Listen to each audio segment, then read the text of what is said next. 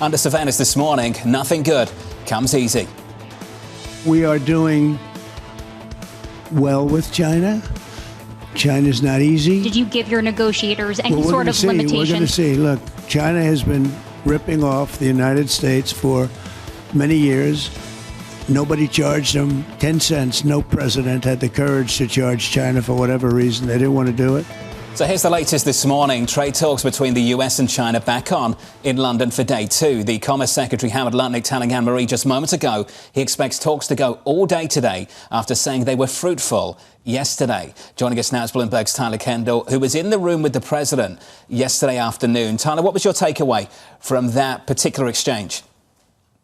Yeah. Hey, John. Good morning. Well, it's clear that the White House is trying to thread the needle here. We have to keep in mind that one of those preconditions for these talks to even happen was that the U.S. was going to temper its rhetoric to be more respectful when it comes to China. But it's clear that President Trump doesn't want to give up his leverage and that they are trying to pressure China when it does come to these discussions, even as officials on the ground do express optimism moving forward. And President Trump told me directly that ultimately China is, quote, not easy to negotiate with. And when I pressed him on if he gave his negotiators any sort of limitations on export controls, which is really what these talks at the moment are centered around, as you heard, he was pretty non-committal, but he also didn't rule anything out. Now, our reporting does indicate that the U.S. has signaled a willingness to remove restrictions on some tech exports in exchange for assurances that China will, of course, speed up its export licenses for rare earth materials. People familiar do tell us that the Trump administration is prepared to remove measures targeting chip design software, jet engine parts, also some nuclear materials. These really are